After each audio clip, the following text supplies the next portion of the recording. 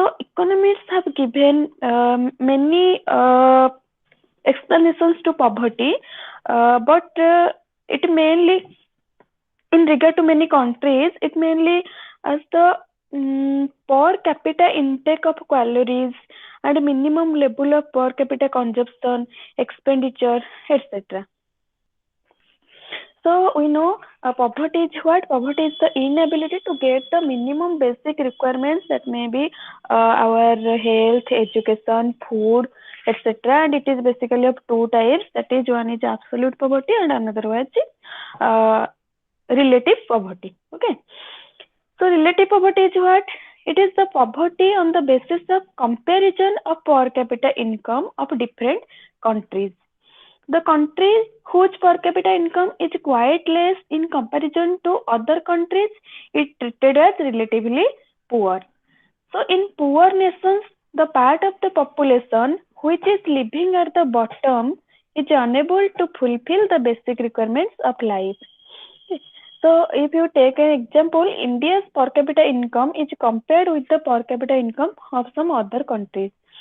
Like in India's per capita income in 2009, that is 2,120 rupees.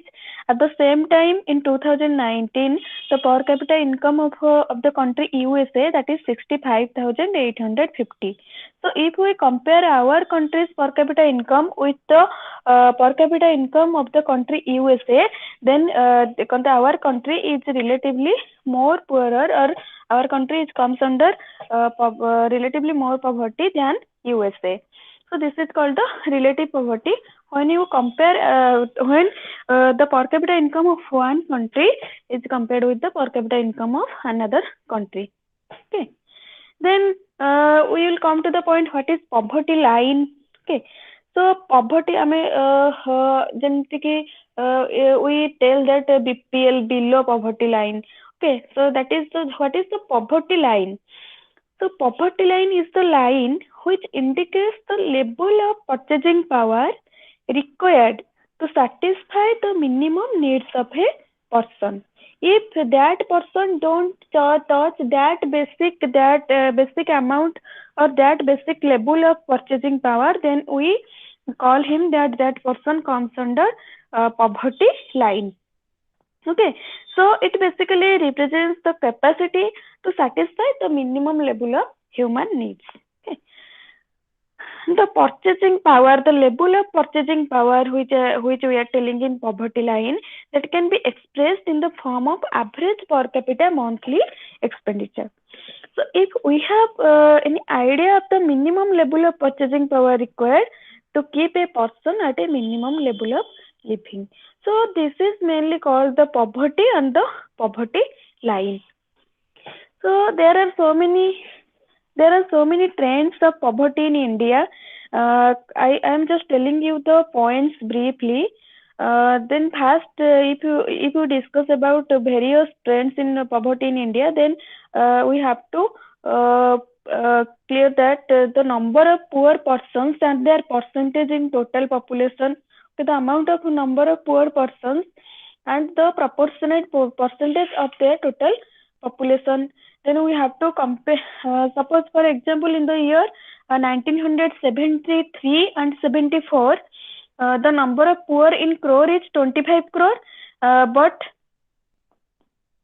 that is the total percentage of the total population. If you calculate the total percentage, the percentage in total population, that was 54.9%.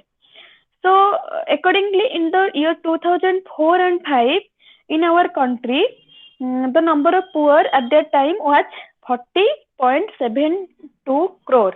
Okay, and if we convert the percentage of that amount in relative to the total population, then that percentage was 37.2%. Okay, from according to the NSSO data, NSSO report. So these are the basic statistics of number of poor and the percentage of poor in the total population. And in the year 2011 and 12, the number of poor in crore is 26.93 crore, and the percentage in relation to the total population, that is 21.9.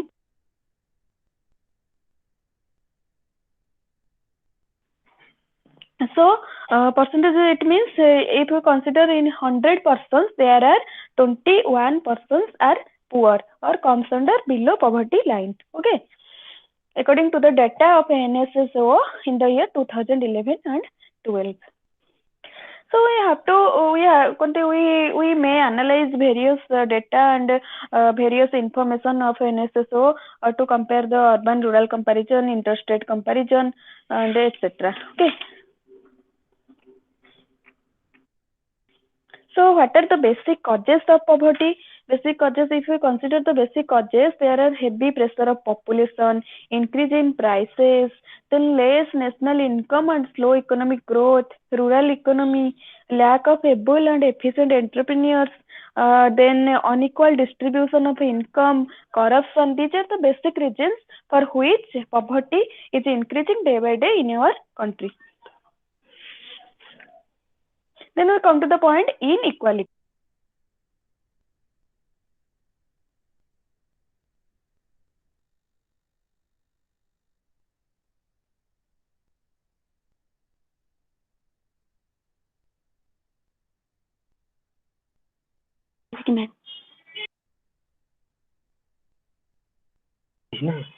Okay, then we will come to the point inequality. Okay, so what is inequality? Inequality means it is the distribution of wealth and income, refers to that situation of an economy in which income of a small section of the country is much larger than the average income of the nation, and the income of a large section is much smaller than the average national income. It means if the small section of people becomes very richer than the a large number of population of our country. Okay. So it means a small section of the country is much larger than the average income of the nation. The problem of inequality of distribution of the wealth and income is concerned mainly with the inequality of distribution of individual income. Okay. So it implies that income of a few individuals is very high while that of large number of persons is very low. The maximum portion of our resources of our country is lies with very few individuals than a large number of persons. Okay. So the nature and the magnitude of inequality or income of wealth are basically the inequality of income and consumption, inequality in the distribution of wealth, regional inequality, etc. If you take the data in the from the source Indian Economy, Poverty and Development by Parmit Chaudhary, then the share of top 10% is in 1955 and 56, that is 34%. Then in 1961-62, that is 45%, and accordingly. Okay. And share of bottom 20% is 9.5% in 1955 and 56, and 7.8% in 61 and 62, like this. Okay. So according to the Human Development Report data of 2020, the people lower than 40%, the percentage of distribution of income is 18.8%. And the people upper 10%, the percentage of distribution of income is 31.7%. Okay. So these are the basic data which you can go through them. Okay. Then inequalities in the distribution of wealth and asset, that is distribution of land holdings, ownership of residential buildings. There may be regional inequality. Okay, regional inequality is what? Regional inequality, it refers to the inequality of economic growth and level of per capita income in different states of the country. So the rate of growth and per capita income in some states of the country, such as Goa, Sikkim, Haryana, Maharashtra, Karnataka, Gujarat, Kerala, Telangana, Punjab, etc. is relatively very high. On the other hand, in states like Bihar, UP, Assam, Manipur, Madhya Pradesh, Jharkhand, Chhattisgarh, Odisha, etc., the rate of economic growth and per capita income is relatively very low as compared to the above states. Okay. So low per capita income is considered to be the best measure to know regional inequality. Okay. So if you consider the data of the economic survey, the Handbook of Statistics of Indian Economy 2020, then in Goa, that is per capita income is 4,30,081 rupees. At the same time, Bihar, that is 40,982. If you compare the data, then see the amount, the per capita income of in the state of Bihar is very low as compared to the state of Goa.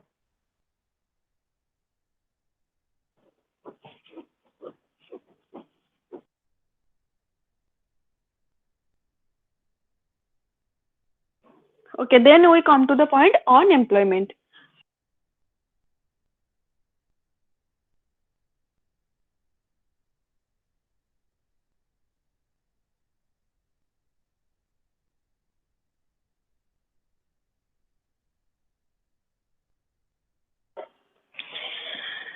Okay, so what is unemployment?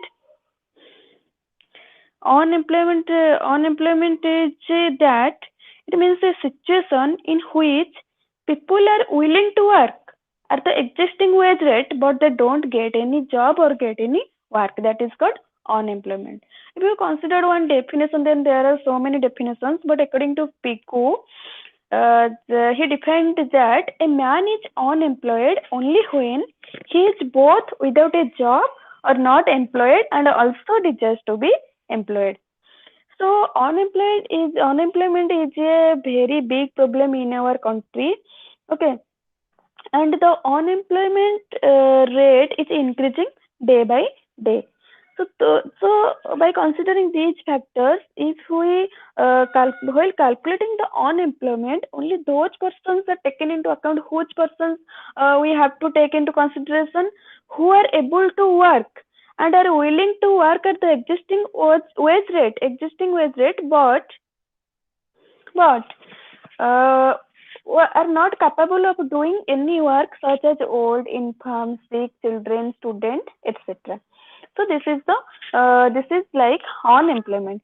So the nature and types of unemployment are there are so many natures and types of unemployment like open unemployment, under unemployment, disguised unemployment, seasonal unemployment, then your frictional unemployment, structural unemployment, then educated unemployment. Then there are also cyclical unemployment, industrial unemployment. These are so many types of unemployment are there.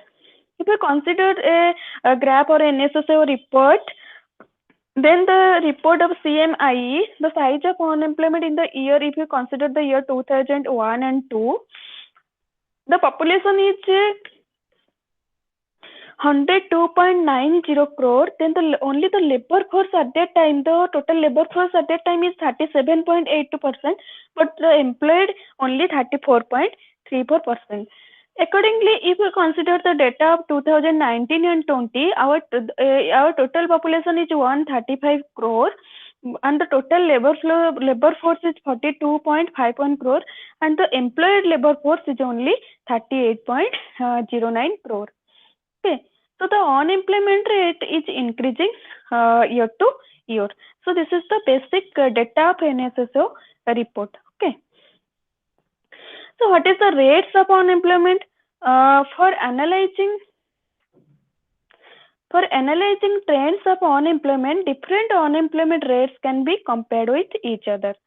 So unemployment rate is the ratio of unemployed person to the total labor force. So we have to determine first our total labor force, the amount of total labor force. Then we can get the ratio of the total unemployed persons to the total labor force. Okay. So by this we can calculate the rates of unemployment.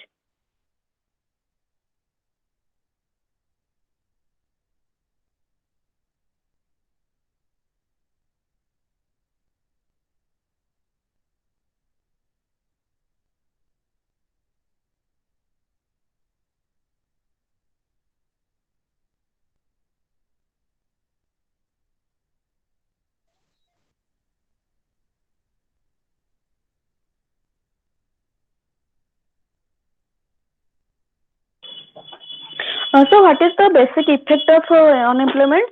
That is loss of human resource, increase in poverty, social problems, political instability, then exploitation of laborers, effect on government exchequers, etc. These are the basic effects and the problem of unemployment. And then we come to the point, that is inequalities in income distribution.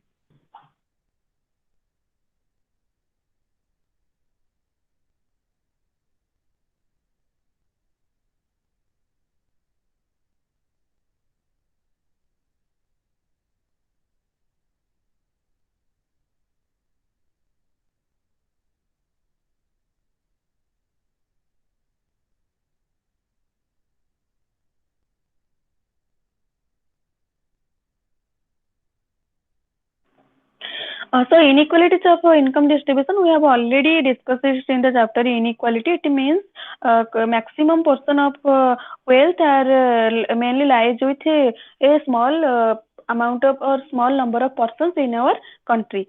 So if we consider consider the data of the World Bank Development Report 1999-2000, if we take the total population as 100, then the lowest 20% of the poor in the year 1989 and 90, from their total income, only 8.88% was with them. Like this, in the year 1994, only 9.2% of the total income was with them. So accordingly, in the year 2011, the amount was 8.3%. And if we consider look at this graph.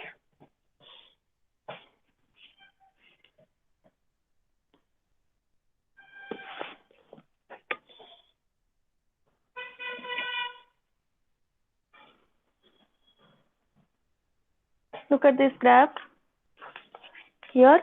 The percentage share of household expenditure by percentile groups of household. Okay, from this table you can analyze the data, how many income Visible. what is.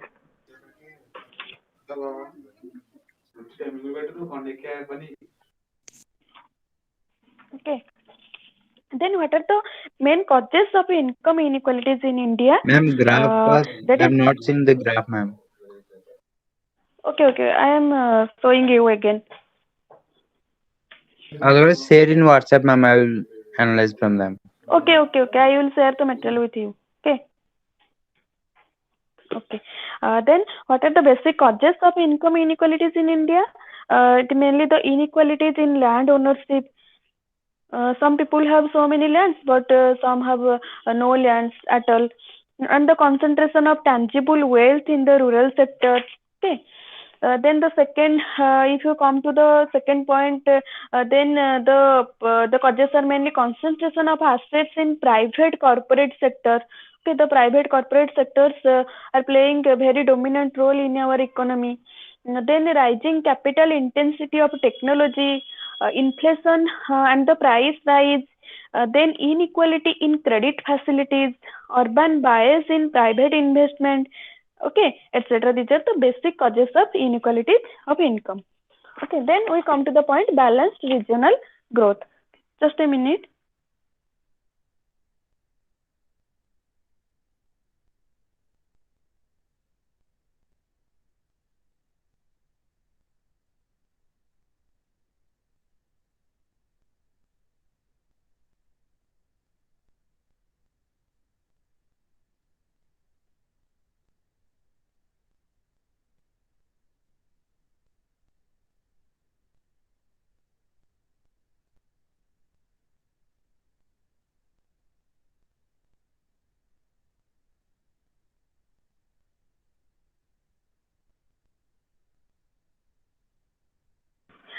So balanced regional growth means when each states have a same level of per capita income, then they have same level of agricultural production.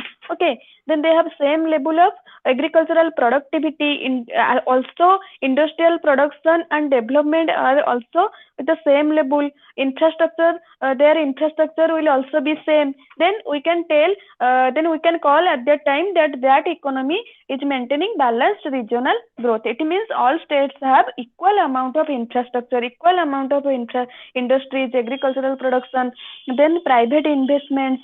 Okay, literacy rate, and the poverty also at the same rate, infant mortality rate, etc. If these types of factors remain same in case of all the states, then we call at that time that country maintained the balanced regional growth with a great extent. Okay. The main features of the pattern of regional development and regional inequality or imbalances are a difference in geographical location, then difference in geographical area, if there is a difference in initial position, difference in agricultural development, okay, difference in industrial development, difference in utilization of natural resources. Okay, in which country the balanced regional growth plays an important role, very important role, because all states have to develop them equally. Okay, if all states develop in an equal manner, then that country can be developed to a great extent.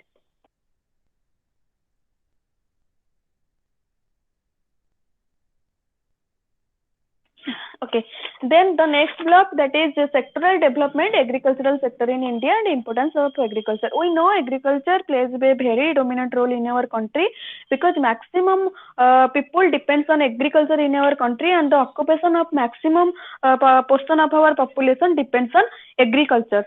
So the role of agriculture plays a very important role in our country. Okay. So India agriculture had reached the stage of development and maturity much more before the now advanced countries of the world embarked on the path of progress. At that time, there was a proper balance between agriculture and industry, and both flourished and hand in hand. So this situation continued till the middle of the 18th century. Sorry. But when the interference of the British government and its deliberate policy that disturbed the village handicrafts and cottage industries and also destroyed the fiber of balance and the economy of the country, that was barely shattered. Okay. So the Britishers pursued a typical colonial policy in India and did nothing to develop our agriculture. Instead, they created a class of intermediaries known as Jamindari, who sucked the very blood out of our rural poor people, and a substantial part of the produce was taken away by the parasitic class, and the actual cultivator was left only with subsistence of income. Okay. Very important.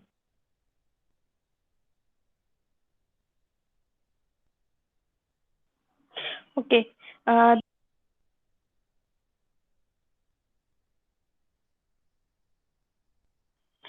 Okay. So what are the basic importance of agriculture? We have to discuss them. What are the basic importance? First, the agriculture has a big national share in our national income. Okay. It has a large portion or large share in our national income, and also a largest employment, and the agriculture also provides a largest opportunity in case of employment sector. Okay. So if we consider the data in NSSO in 1972 and 73, 73.9.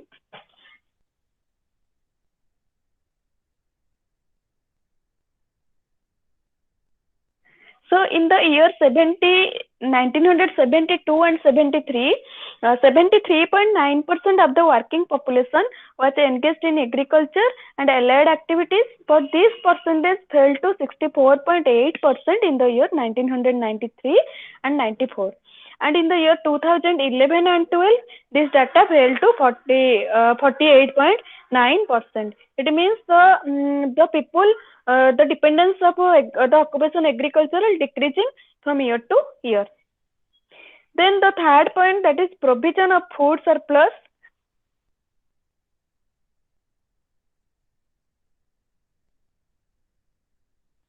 Then the third point is provision of food surplus to the existing population.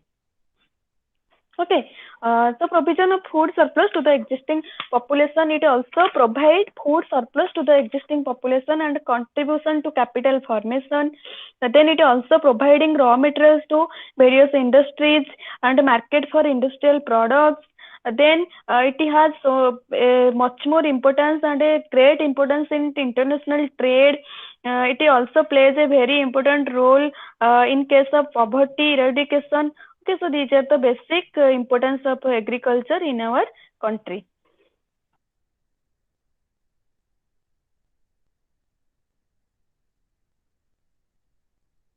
Then we come to the point, problem of productivity. Okay, just a minute.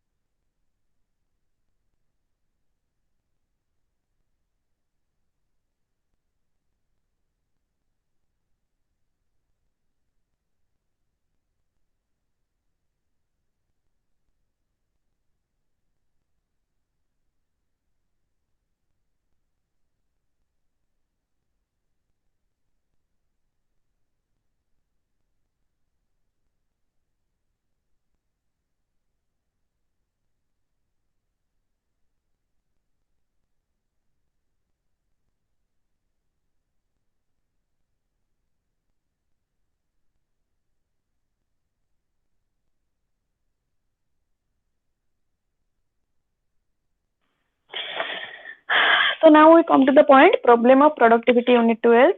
The trends in agricultural product and productivity, if you consider the trends, then agriculture production has two components, food grains and non-food grains.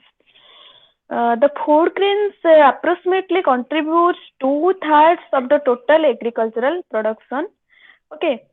And in the index number of agricultural production in 2007 and 8, that is 100, the weights assigned to food grains and non-food grains are 50.7 and 49.3 respectively. The most important component in the food grains category is wheat, that is 18, followed by rice, that is 16.9, and in non-food grain category, oil seeds constitute the most important group, that is 13.2%. And then the sugarcane will also come, and that is carries the weight of 9.9%, and the cotton, that is 4.4%. Okay, so the food grain production in 2015 and 16, that was 252.2 million tons, and is expected to touch the record level of 272 million tons in 2016 and 17. Okay. So from the analysis, the period up to the end of the third plan and the period after the 10th plan, then there is referred to as a period of the Green Revolution. Okay, and as would be clear from the data that is marked by rapid strides in wheat. Okay, so production of wheat, which is averaged only 9.7 million tons per annum in the second plan, and 11.1 million tons per annum in the third plan, that rose to 25 million tons per annum in the fourth plan. So the momentum has been consistently maintained with the wheat production averaging 84.4 million tons per annum in the 11th plan.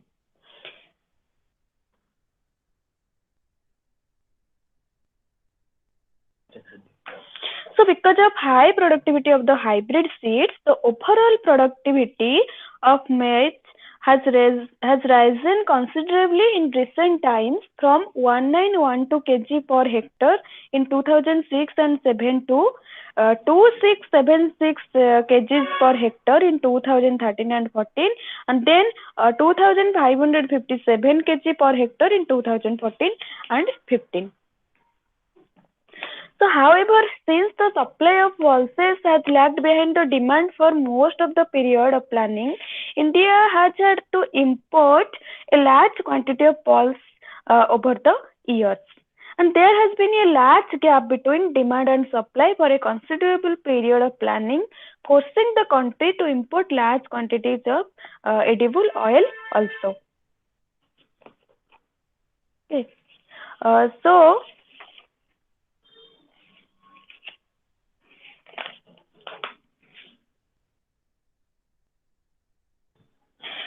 So what are the basic causes of the low productivity? There are mainly the general causes and institutional causes and technical causes. There are basically three causes: general causes, institutional causes, and technical causes. If we consider the general causes, then the social environment, pressure of population on land are the major factors which are involved in general causes. So if you consider in the year in 2011, about 263 million of workers of 3/4 of the rural working population, which was 348.6 million was employed in the agricultural sector. By increasing pressure of population on land is partly responsible for the subdivision and fragmentation of holdings. Productivity of small uneconomic holding is low. Then another factor is also land degradation. Nearly half of the country's 329 million hectares of are degraded.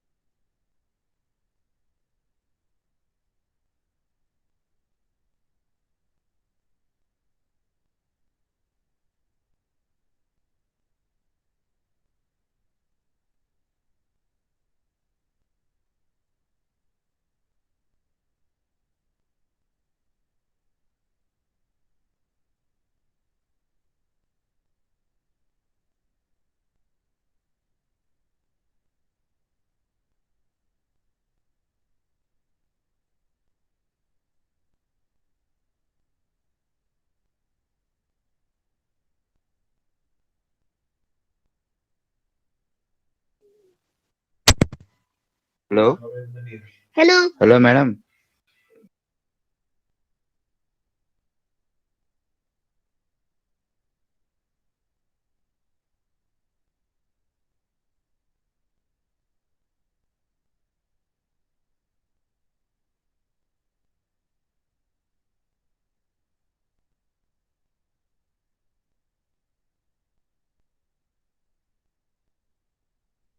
Hello. Hello. Actually network Yes, problem ଯୋଗୁ ma'am. ବୋଧେ cut ହେଇଗଲା. ହଁ ହଁ ଠିକ ଅଛି. Okay. Then pressure of population on land. Okay. Then land degradation. Then we will come to the point institutional causes of land degradation. Under institutional causes, there are land tenure system, okay, lack of credit and marketing facilities, uneconomic holdings. Then, if you come to the technical causes, then outmoded agricultural techniques, inadequate irrigation facilities, etc. Okay. So the measures to increase production and productivity is what? What measures can be taken by the government to increase the production and productivity? First, the implementation of land reforms. Okay, then the government can take the steps like integrated management of land and water resources. Then it can provide improved seeds to the farmers, fertilizers. Okay, improve the irrigation facilities, and also it improves the consumption of power, cropping intensity, technology, and also can protect the plants. Then there are also so many points. This provision of credit and marketing facilities, incentives to the producer, better management, agricultural research, etc. are the basic factors which the one government can take to avoid the problem of. Okay, your block 4 has been completed. I will provide you the important questions in the last class. Okay, or I will provide you the material. Okay. Then we will discuss block 5, 6 and 7 in the next class. Can you hear me?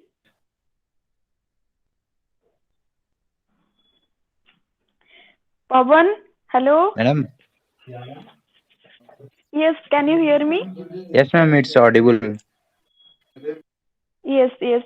Your block 4 has been completed. We will discuss block 5, 6 and 7 in your next class. Okay. We have to discuss 3 blocks in your next class. Okay. Go through the material. Whatever any doubt if arises, then ask Ma'am, me. Okay. Indian economy material is not available in India e-Gyan course, madam. Okay, okay. I will provide you. Whatever material I have, I will provide you. I will take some time. I will provide you on a block basis. Okay. Okay. Okay, ma'am. Thank you. Thank you, ma'am.